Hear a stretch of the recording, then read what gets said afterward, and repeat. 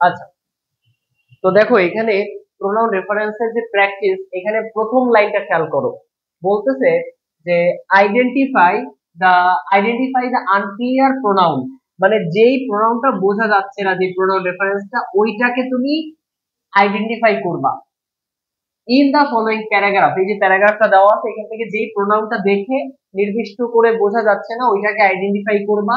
Rewrite দা sentence, ওই সেন্টেন্সটা আবার পুনরায় লিখতে হবে তোমাকে ঠিক করে, সো দ্যাট, যাতে করে অল প্রোনাউন রেফারেন্সেস আর ক্লিন আর ক্লিয়ার, সরি, যাতে করে প্রত্যেকটা প্রোনাউন রেফারেন্স ক্লিয়ার হয়ে যায়, যে কোন প্রোনাউন দ্বারা কোন নাউনকে বোঝাচ্ছে, এটা যাতে ক্লিয়ারলি বোঝা যায়। এই জন্য তোমাকে করতে হবে কি, যেই সেন্টেন্সের ভিতরে প্রোনাউনটাকে সঠিকভাবে বোঝা যাচ্ছে না, সেই প্রোনাউনটাকে লিখতে হবে। তো আমরা প্রথম থেকে হচ্ছে পড়ি। দেখো লেখা আছে যে autism, autism is a physical disorder of brain. আচ্ছা, তাহলে অটিজম হচ্ছে একটা শারীরিক কি বলে, এক ধরনের physical disorder of the brain, ব্রেইনের এক ধরনের ডিসঅর্ডার। হু কজেস, আচ্ছা হু কিন্তু এক ধরনের প্রোনাউন, আমরা পড়েছিলাম হু ইজ দ্যাট, হুজুম, এগুলা রিলেটিভ প্রোনাউন। তাহলে এখানে এই প্রোনাউনটা কি ঠিক আছে? এই হু দ্বারা কাকে বুঝাইছে বলতো? অটিজমকে বুঝাইছে। তা অটিজম তো আসলে কোনো ব্যক্তি না। আমরা জানি ব্যক্তি বুঝাইলে, যেমন যদি রহিম, করিম, আবুল, এইগুলো যদি বুঝায়, তার পরিবর্তে আমরা হু ব্যবহার করতে পারি, অর্থাৎ ব্যক্তির পরিবর্তে হু ব্যবহার করা হয়। কিন্তু এখানে বুঝাইছে অটিজম একটা একটা রোগ, তো এর পরিবর্তে আমরা হু ব্যবহার করতে পারবো না, এখানে ব্যবহার করতে হবে হুইচ, এর পরিবর্তে ব্যবহার করতে হবে হুইচ। তাহলে এক নাম্বার যে প্রোনাউনটা আমি ঠিক করলাম সেটা কি, which. Which causes a life long, আচ্ছা, ডেভেলপমেন্টাল ডিসএবিলিটিস, তাহলে লাইফ লং ডেভেলপমেন্টাল কি, আচ্ছা, ডিসএবিলিটিস। আচ্ছা, তারপর বলছে আনফরচুনেটলি, দেখো unfortunately a number of boys and girls became victim of, আচ্ছা, a number of boys and girls become victim of, এই যে একটা প্রোনাউন ইট, এইটার জায়গায় কি হবে বলো? এখানে দেখো ইট বলতে কিন্তু দুইটা জিনিস বোঝানো হইতে পারে, একটা হচ্ছে অটিজম এবং আরেকটা হচ্ছে ডিজিজেস। তাহলে এখানে ভিকটিম অফ, এই ইটের জায়গায় আমি সরাসরি, যেহেতু ইট দিলে আমি বুঝতে পারতেছি না যে আসলে অটিজমকে বুঝাইছে নাকি রোগকে বুঝাইছে, তো যেহেতু বোঝাটা একটু কষ্টসাধ্য হয়ে যাচ্ছে, তো এখানে আমি ইটের বদলে ব্যবহার করব কি, বি নাম্বারে বলো তো, দিস ডিজিজেস। তাহলে এইটা হচ্ছে আমার, এই হুইচটা হচ্ছে এ নাম্বার, আর এইখানে অফ দিস, বি নাম্বার হচ্ছে দিস ডিজিজেস, ডিজিজেস, ওকে। আচ্ছা, আফটার দেয়ার বার্থ, মানে তাদের যে জন্মের পরেই এই আহ, যে রোগটা তাদের এর ধরা পড়ে। Children with autism very widely in their activities, তাহলে এখানে বলতেছে যে তারা তাদের অ্যাক্টিভিটিস, অ্যাবিলিটি, বিহেভিয়ার ইত্যাদিতে ধরা পড়ে। And the symptoms may appear differently in him, লেখা আছে, খেয়াল করছো? এই হিমের জায়গায় কি হবে, দেম হবে, কারণ অটিজম বলতে বোঝায় যে সব শিশুদের হচ্ছে আহ এই রোগটা আছে, যাদেরকে বলে অটিজম। তাহলে একাধিক শিশু এই রোগে আক্রান্ত হতে পারে। তাহলে বলছে যে যারা আক্রান্ত হয় তাদের ভিতরে এই লক্ষণগুলো হচ্ছে ভিন্নভাবে আহ দেখা যায়, তো এই জন্য হিমের জায়গায় আমি ব্যবহার করব হচ্ছে দেম, এটা হচ্ছে সি। যদি না বুঝতে পারো তাহলে আমাকে জিজ্ঞাসা করো। আচ্ছা, এরপর বলছে কি, যে the sorrows and sufferings, the sorrows of and sufferings of the patients of those, তাহলে এখানে দেখো বলছে কি, যে এটা কি হবে, দেখো the sorrows and sufferings of the parents of those লেখা আছে। আচ্ছা, তাহলে এইখানে দেখো বলতেছে the sorrows and sufferings of the patients of dash, এই দোজের জায়গায় আমার একটা আহ, কি ব্যবহার করতে হবে, অন্য আরেকটা কিছু ব্যবহার করতে হবে। অর্থাৎ তোমার প্যারেন্টস, আচ্ছা আচ্ছা এখানে পেশেন্টস লিখছি তাই না, এটা হবে প্যারেন্টস, এটা ভুল লিখছি, parents of, parents of those, those নাকি হচ্ছে যারা অটিজম তাদের বাবা মায়ের কথা এখানে বলছে, বলতো এখানে বলতেছে কি যে sorrows and suffering of the parents of, parents of those নাকি, বলো বলো কি হবে, আরেকটু ভাবো। মানে এই যে অটিজমে যারা হচ্ছে আক্রান্ত, অটিস্টিক চিলড্রেন, তাদের বাবা মায়ের কথা বলছে না, তাহলে এখানে দেম লিখলেও তো তুমি অটিজমদেরকে বুঝাইতেছো নাকি তার বাবা মাকে বুঝাইতেছো, এটা তো বোঝা যাচ্ছে না। তো এখানে তুমি লিখবা যে parents of the autistic children, of the, এটা হবে নাউন সরাসরি, যেহেতু প্রোনাউন দিলে বুঝতে অসুবিধা হবে। So of the autistic, autistic children.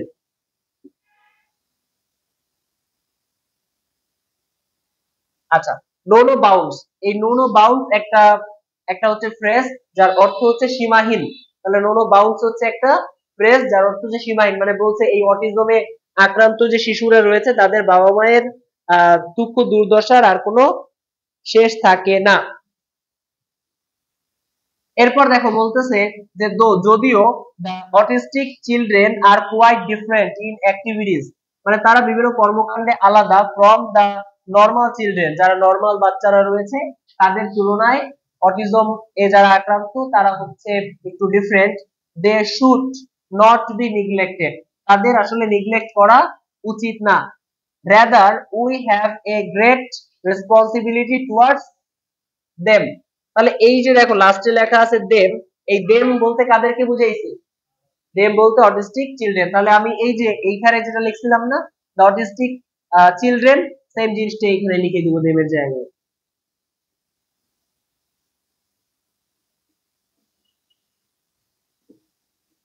একটা নিয়ম ছিল না যে যদি কোন একটা প্রোনাউন দ্বারা নাউনকে সঠিকভাবে ডিফাইন করা না যায় তাহলে ওই প্রোনাউনের পরিবর্তে নাউনকেই ব্যবহার করতে হয়, ছিল কিনা?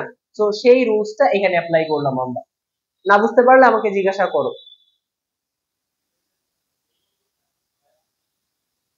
দেম হয় কিন্তু এখানে দেখো অনেকগুলা শ্রেণী, একটা হচ্ছে প্যারেন্টস, একটা হচ্ছে মানে অটিস্টিক শ্রেণী, ঠিক আছে, আর একটা হচ্ছে তোমার সুস্থ বাচ্চারা, যে ফ্রম দা চিলড্রেন মানে যারা হচ্ছে সুস্থ, দে আর কোয়াইট ডিফারেন্ট, ওই জানো লাইনটা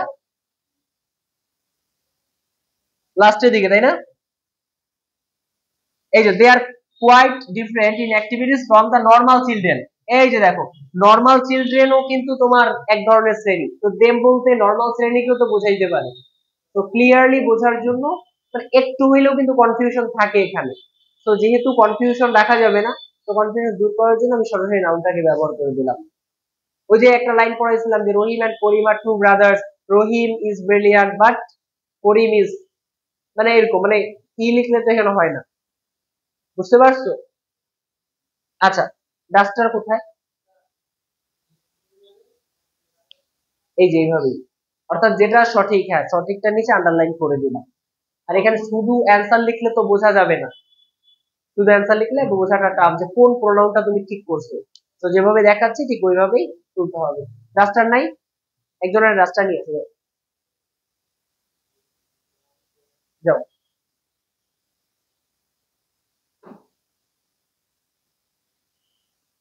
এটা নিয়ে কোনো সমস্যা আছে কারণ, এই পরেরটা মানে যত প্র্যাকটিস করবো দেখবা যে আসলে তোমাদের জন্য তত বেশি ইজিয়ার হয়ে যাবে বিষয়গুলা।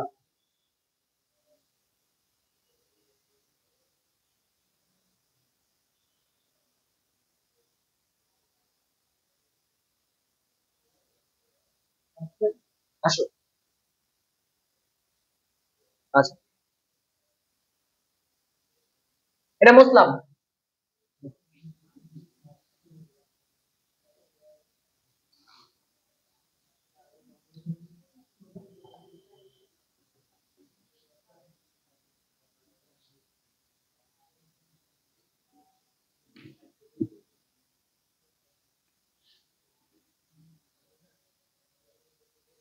ওকে, প্র্যাকটিস নাম্বার হচ্ছে 2, প্র্যাকটিস নাম্বার হচ্ছে 2। লেখা আছে আচ্ছা, Salam and Salma are siblings. Salam and Salma are siblings. Siblings বলতে বোঝায় ভাই বোন, অর্থাৎ সহোদর ভাই বোন। ঠিক আছে, সহোদর ভাই বোনকে সিবলিংস বলে। They read in a local primary school.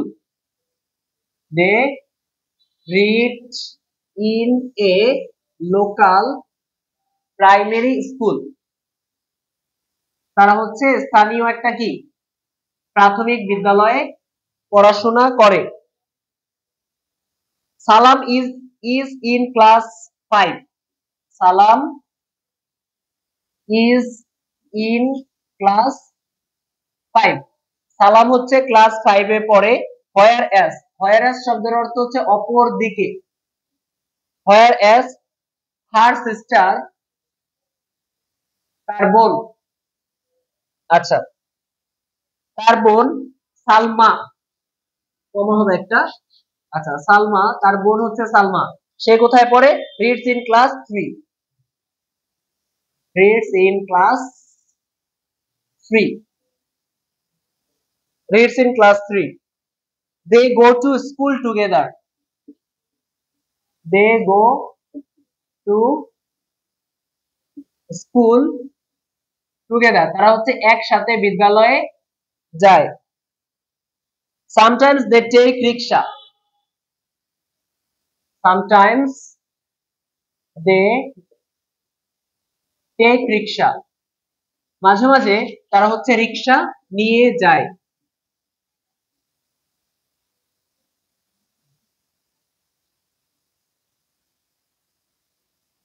because it is 5 kilometer away from his home। it is 5 kilometer away from his home। মানে তার বাসা থেকে প্রায় হচ্ছে 5 কিলোমিটার দূরে স্কুলটা অবস্থিত। Today she is going to school। today she is going to school with her father। with her father because her brother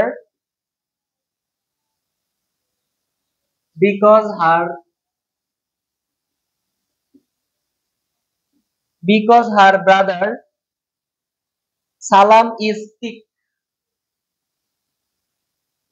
আসো, আচ্ছা, সালাম is sick।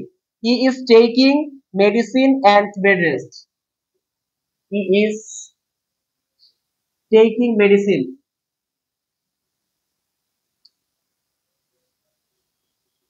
and bed rest। সে হচ্ছে মেডিসিন নিচ্ছে এবং বেড রেস্ট নিচ্ছে। খুবই সহজ সরল একটা। আচ্ছা, খুবই সহজ একটা মানে প্রোনাউন রেফারেন্স। এটা প্রথম লাইনটা যদি বুঝে থাকো তাহলে খুব ইজি হয়ে যাবে। দেখো, প্রথমে লেখা আছে সালাম। সালাম হচ্ছে একটা ছেলে। সালাম হচ্ছে একটা ছেলে, ঠিক আছে। এন্ড সালমা, এটা হচ্ছে কি মেয়ে। এই দুটো জিনিসই ভালো করে বুঝতে হবে যে সালাম এন্ড সালমা হচ্ছে কি আর সিবলিংস, তারা হচ্ছে ভাই বোন। Okay, they read in a local primary school, তারা একটা স্থানীয় প্রাথমিক বিদ্যালয়ে পড়ে। ওকে, সালাম ইজ ইন ক্লাস 5। সালাম হচ্ছে কি 5 এ পড়ে। আচ্ছা, সালাম হচ্ছে 5 এ পড়ে। ওকে, এরপর দেখো বলতেছে whereas her sister. Her sister হবে নাকি হিজ সিস্টার হবে? এখানে বলছে তার বোন, তাহলে কার বোন? সালামের বোন। তাহলে সালামের প্রোনাউন হচ্ছে হিজ। সালাম হিম হিজ, ছেলে, এই জন্য হচ্ছে এখানে হবে হিজ। তাহলে এ নাম্বার উত্তর হচ্ছে হিজ। এটা হচ্ছে এ। হিজ সিস্টার, তার বোন সালমা রিডস ইন ক্লাস 3, তার বোন হচ্ছে কোথায় পড়ে? 3 তে পড়ে। দে গো টু স্কুল টুগেদার। আচ্ছা, দে গো টু স্কুল টুগেদার, তারা হচ্ছে একসাথে স্কুলে যায়। সামটাইমস, মাঝে মধ্যে, দে টেক রিকশা, মাঝে মাঝে তারা রিকশা নেয়। বিকজ, আচ্ছা, বিকজটা কি? কারণ তাদের যে স্কুলটা, আচ্ছা এই দেখো বিকজ ইট, আচ্ছা ইট বলতে কারে বুঝাইছে? স্কুল কে বোঝাইছে? ইট। তাহলে আমরা এখানে ইটের বদলে লিখে দিব হচ্ছে the school. Be, because the school is 5 kilometre away from his home. তার বাড়ি থেকে নাকি তাদের বাড়ি থেকে? দেখো, তার বাড়ি থেকে নাকি তাদের বাড়ি থেকে? তাদের বাড়ি থেকে। তাহলে হিজ এর জায়গায় ব্যবহার করব হচ্ছে their, from, from their home. ঠিক আছে, এটা হচ্ছে আমার কত number? C number, from their home. মানে সালাম এবং সালমা দুইজনের বাড়ি থেকে হচ্ছে কি কত কিলোমিটার দূরে? 5 কিলোমিটার দূরে। টুডে, আজকে, she is going to school. আচ্ছা, আজকে সে কি? আচ্ছা, এখানে টুডে শি ইজ নাকি হচ্ছে প্রথমে নাউন ব্যবহার করতে হয়? প্রথমে হচ্ছে নাউন। আজকে সালমা একা একা স্কুলে যাচ্ছে উইথ হার ফাদার, তার বাবার সাথে। বিকজ হার ব্রাদার সালাম ইজ সিক, তার ভাই হচ্ছে সালাম কি অসুস্থ। তাহলে এখানে শি এর বদলে আমি যদি সালমা দিয়ে দিই তাহলে বাক্যটা শুনতে ভালো লাগবে। সো আমি ডি নাম্বারে লিখতেছি সালমা। মানে প্রোনাউন রেফারেন্সের মূল কাজটা হচ্ছে যেখানে প্রোনাউন দরকার বা যেখানে যেই প্রোনাউনটা সুটেবল সেইটা ব্যবহার করতে হয়, আর যেখানে প্রোনাউনটা বেমানান সেখানে প্রোনাউনটা তুলে দিয়ে নাউনের ব্যবহার করে ফেলতে হয়। আজকে Salma is going school with her father, তার বাবার সাথে স্কুলে যাচ্ছে। বিকজ, কারণ হার ব্রাদার, তার ভাই Salam, is sick, he is taking medicine and bed rest. আচ্ছা, তাহলে কে নিচ্ছে বলতো?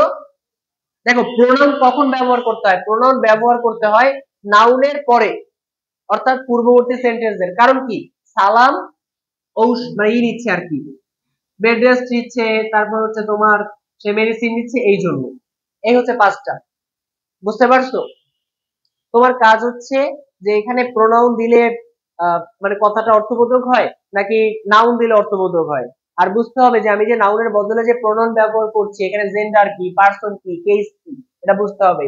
ইচের ব্যবহারগুলো খেয়াল রাখতে হবে। অর্থাৎ জিনিসটা খুবই সোজা, কিন্তু তোমাকে ধরতে হবে যে এখানে আসলে কাকে বোঝানো হচ্ছে। বুঝতে পারছো? মুছে দিব এটা? তোলা হয়েছে? আচ্ছা, বাকি আছে কার? ঠিক আছে। 3,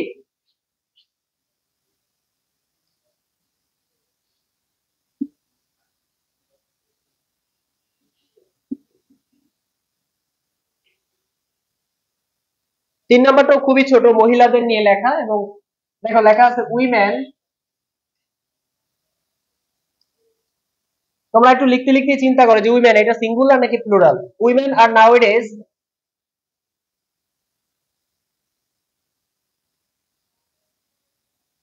women are nowadays as important as men,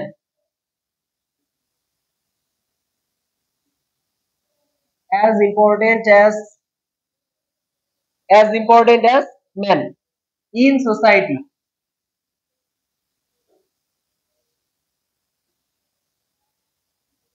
She constitute nearly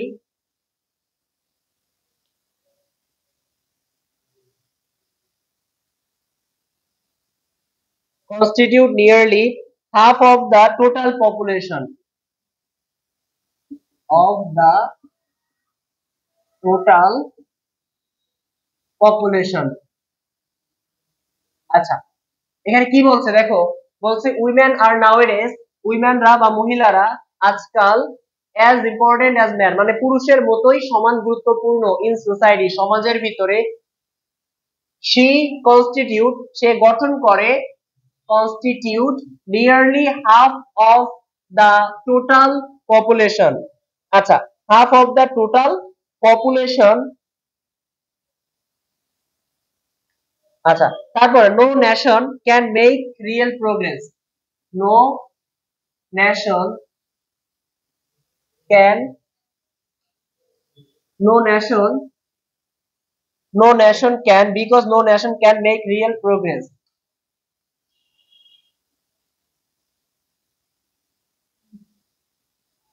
কোন জাতি আসলে কি করতে পারে না, উন্নয়ন করতে পারে না, keeping half of it, keeping half of it in the dark. Without the improvement of the without the improvement without the improvement of without the improvement of the women's status,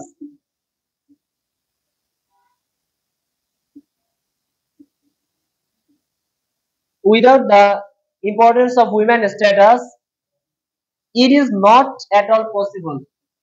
It is not at all possible. এর অর্থ কি বলতেছে, no nation can make real progress, কোন জাতি সত্যিকার অর্থে উন্নয়ন করতে পারে না, কিপিং রেখে, হাফ অফ ইট মানে এর যে অর্ধেকটা এইটা রেখে, ইন দা ডার্ক অন্ধকারে রেখে। আচ্ছা, without the improvement of the women's status মানে মহিলাদের যে স্ট্যাটাস বা মর্যাদার যে উন্নয়ন এটা না করে, it is not at all possible, এটা আসলে সম্ভব নয়। এগেইন আচ্ছা, এগেইন উইদাউট এডুকেশন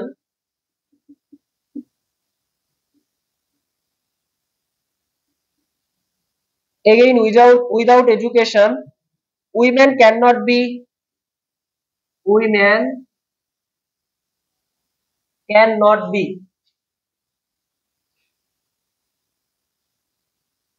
uplifted মানে তাদের যে উন্নয়ন এটা সম্ভব না, তাদের ত্বরান্বিত করা সম্ভব না, cannot be uplifted. So people, so proper education should given, so proper education should so proper education should be given to her, proper education should be given to her so that they can work, so that they can work so that they can work hand in hand মানে যাতে করে তারা হাতে হাতে কাজ করতে পারে, hand in hand with them,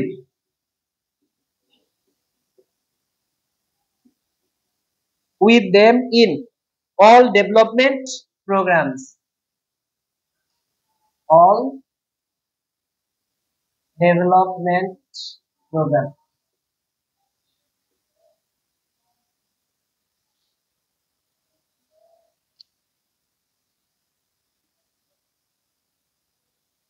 এই হচ্ছে আমাদের প্যাসেজ। সো এটা দেখো কঠিন মনে হয় কিনা।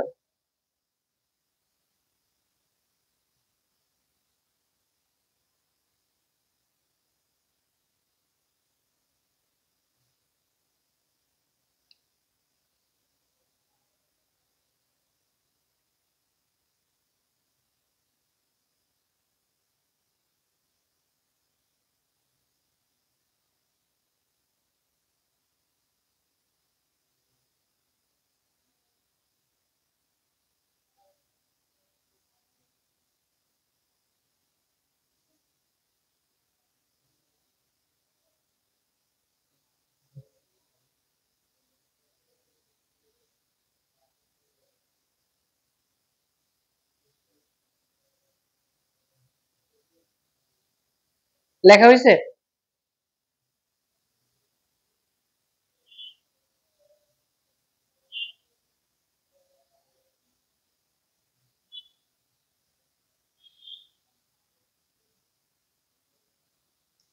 আচ্ছা, খেয়াল করো, এখানে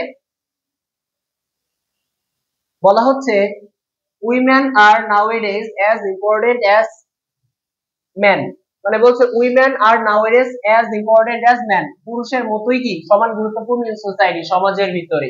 শি, আচ্ছা এখানে দেখো শি হবে উইমেন, উইমেনটা কি প্লুরাল, সো শি নাকি দে, প্লুরালের ক্ষেত্রে আমরা ব্যবহার করব দে। সো এখানে আমি এ নাম্বার উত্তর লিখছি হচ্ছে দে।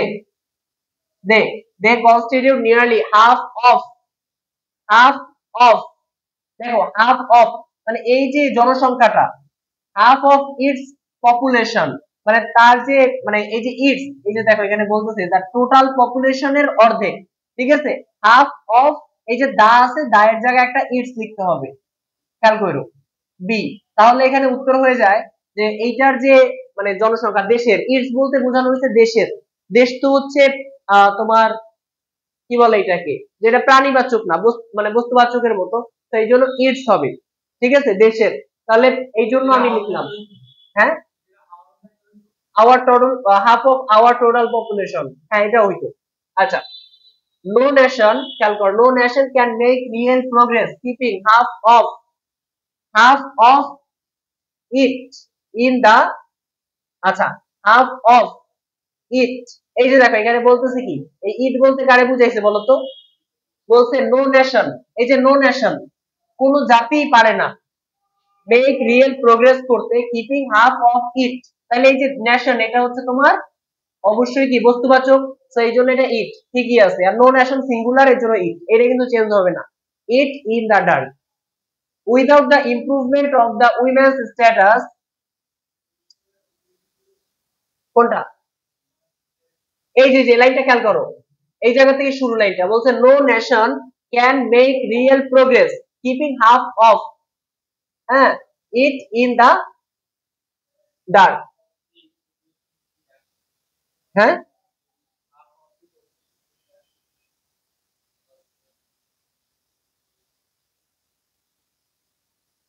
আচ্ছা এটা চেঞ্জ হবে না, ও আচ্ছা ইট লিখছি না, এটা তো ভুল আছে, ইটস হবে এটা, এটা কিন্তু আমি ঠিক করি নাই, মানে এটা ইট থেকে ইটস লিখি নাই, এটা আমি যখন আমি প্রশ্নটা লিখছি তখনই ভুল লিখে ফেলছি, এটা হবে ইটস।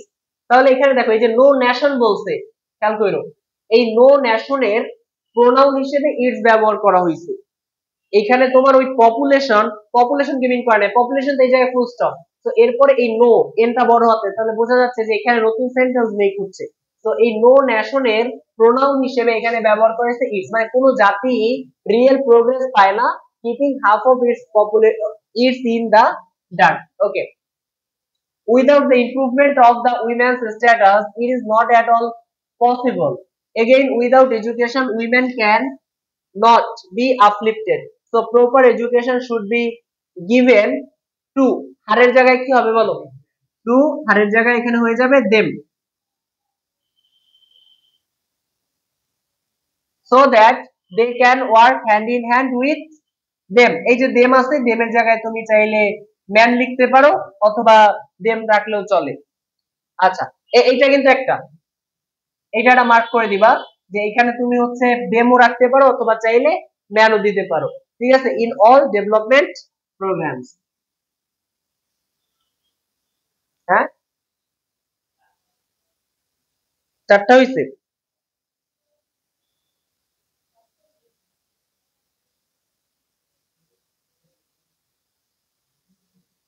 না পাঁচটাই তো, ঠিকই তো আছে, তুমি দেখো কোনটা লেখো নাই,